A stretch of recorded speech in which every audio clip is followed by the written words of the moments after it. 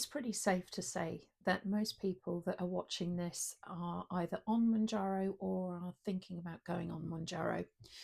What I'm only starting to realize recently is that even though everybody's come to Mounjaro with the intention of losing weight and improving their health, their lifestyle, that maybe not everybody has had the same experience.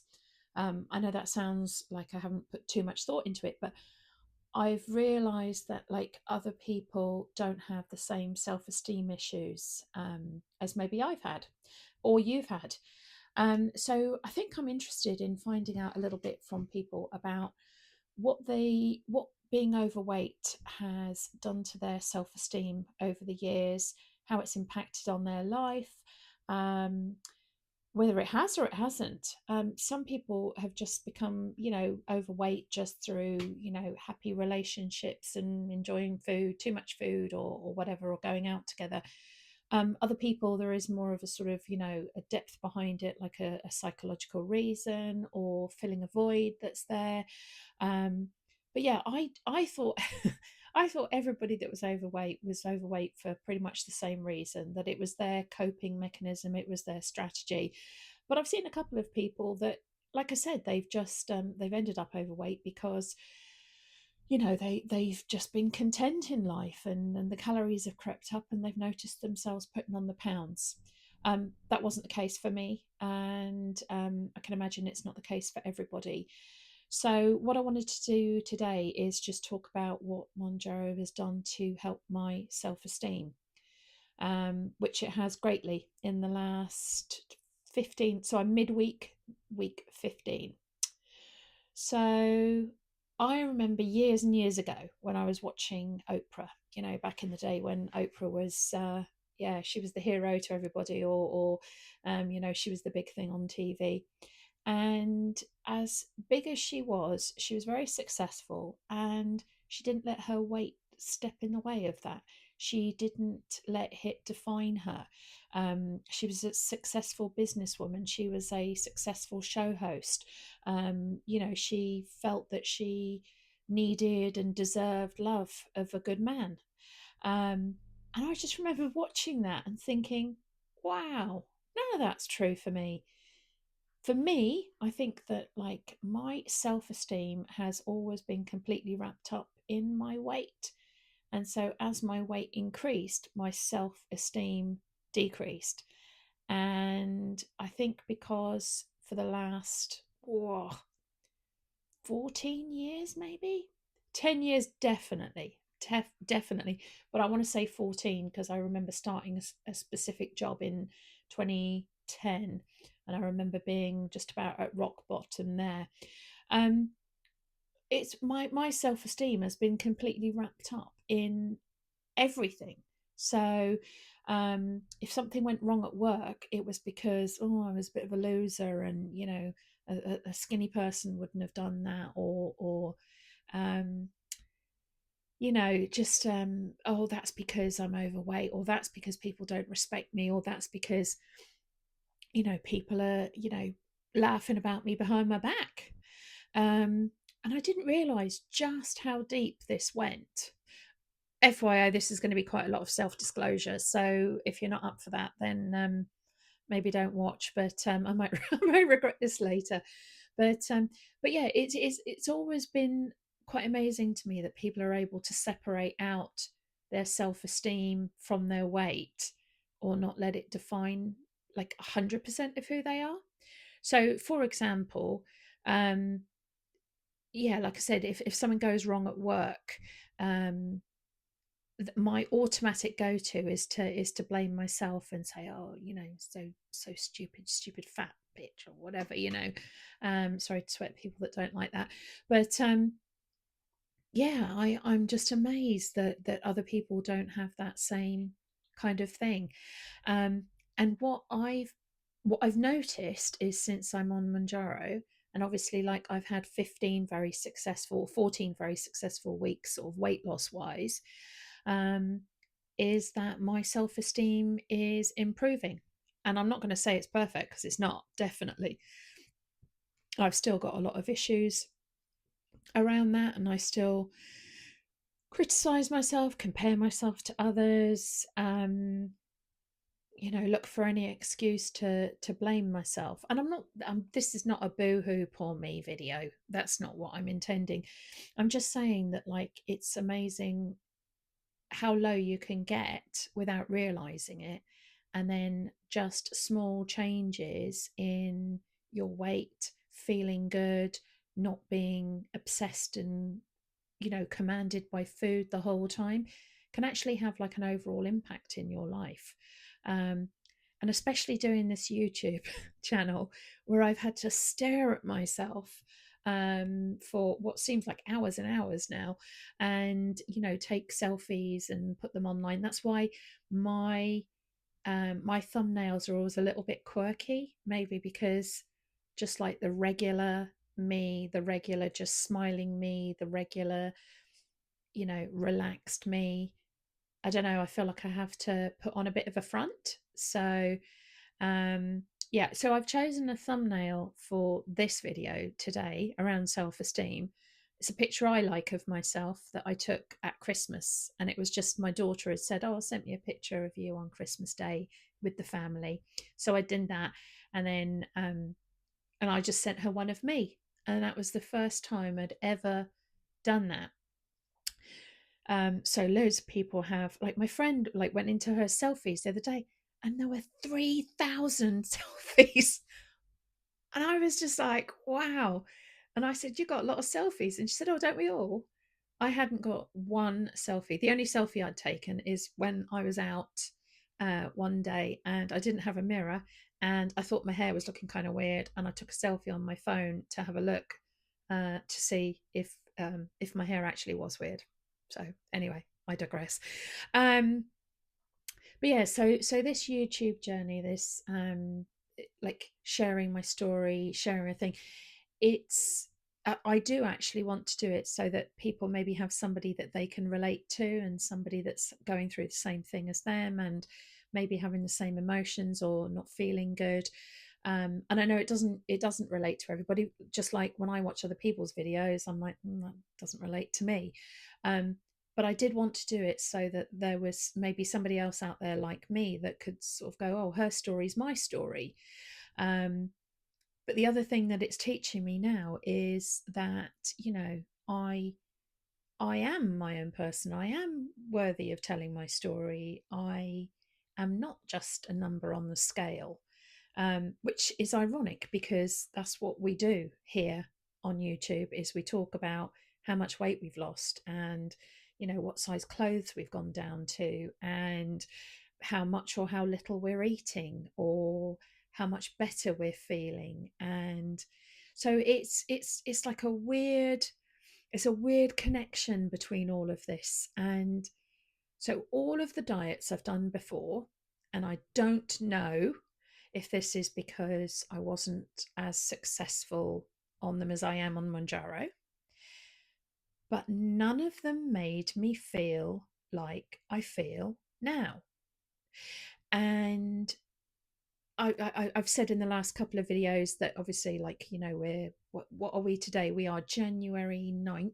Um, in the UK, it's cold, it's damp, it's the country's covered in snow in some places. Um, and everyone's kind of got their January blues kind of thing, and I definitely have, but not like other years and not as severe. And I am putting that down to Manjaro. And I'm sorry if I sound like I'm repeating myself. It's because each time I sit down here to film this, I kind of go, "Oh, I'm actually doing all right. I'm not as bad as I was, or I'm not as bad as I could be, or I'm not as bad as I have been before." Um, so yeah, this is a bit of a rambly sort of, yeah, I've kind of got lost in this one a little bit, but I think it's just important to say that, that Mounjaro does seem to have like a bit of a mental boost. I don't know, or it is the weight loss that's giving you the boost that's making you feel better. I recently signed up for MedExpress, so I've been getting my Mounjaro through Asda online pharmacy. And just because obviously there are codes going about, and that I thought, oh well, who can resist £40 off? So I went through MedExpress and I did their online appraisal form, or whatever it is, where you put in your weight and when you started your journey and what dose you're on.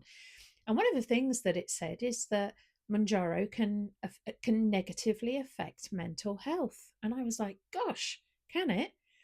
Because it's definitely improved my mental health, or bolstered my mental health, maybe. Um, so I don't know. Do you know anybody out there that has suffered negatively because of it? I mean, obviously, there are different side effects and they affect us all differently. But I've not heard anybody talking about negative mental health consequences. So that question kind of took me aback yesterday when I read that, and I was like, wow, that's not something. And I'm not going to lie, I don't recall reading it in the very, very large insert that you get in the box. I must actually look that up later. um, but overall, I'd say it's improved my mood, it's improved my self-esteem, and it's given me sort of more of a zest for life. And like I said, I've tried lots of different things in the last 10, 14 years. And even when I've been moderately successful, I haven't felt as boosted or accomplished or successful. And yeah, the only thing I can attribute that to is the Manjaro. And obviously it does work on your brain, because it helps reduce the cravings. And they're trialing it for like smoking and addiction, to gambling and different things. So I know there are clinical studies out there at the moment that are doing that. um, but yeah, has anybody else, can anybody say that it's helped their mood? I don't know.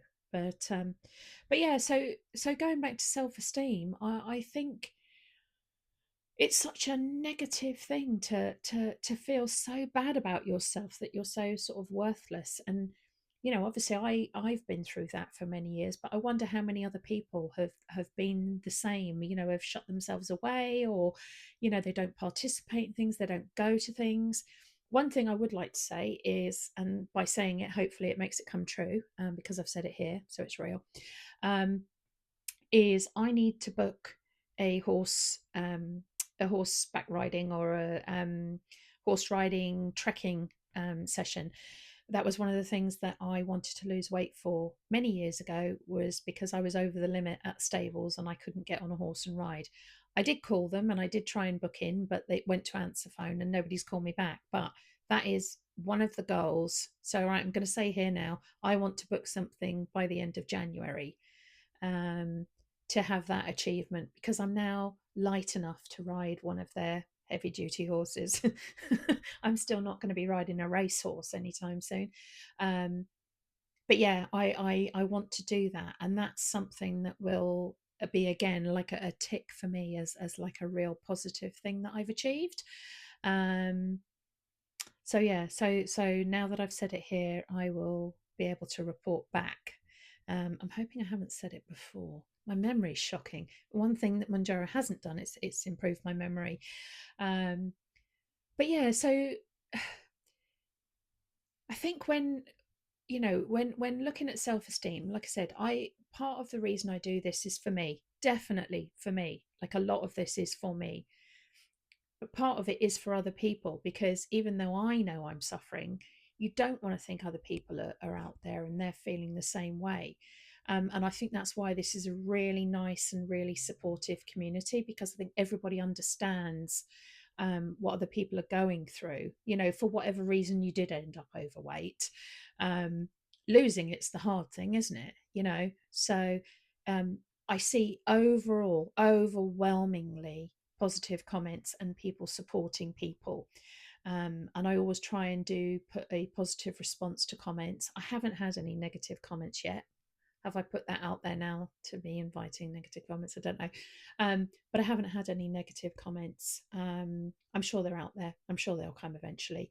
Um, but yeah, I love the way that everybody here is so supportive. And obviously I follow other people and I go on and I see people that comment on me commenting on other people. And that's really good.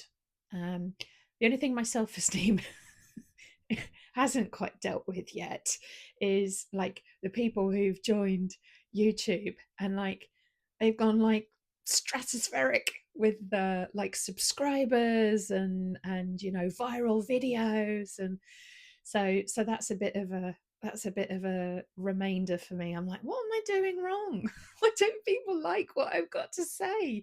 um but not everyone is everyone else's cup of tea, and maybe one day I will have that viral video that will take it. Anyway, like I said before, I didn't come on YouTube to be an influencer. I didn't come on YouTube to be a YouTuber. I came on here because I wanted to share my story and help other people through theirs and learn from other people as I went along.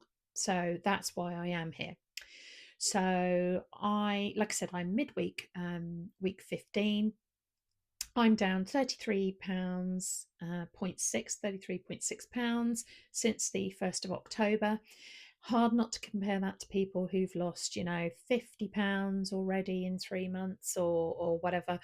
But part of this is learning to accept yourself, learning to accept your story is different to everybody else, whilst being very similar, and that your weight loss is your own.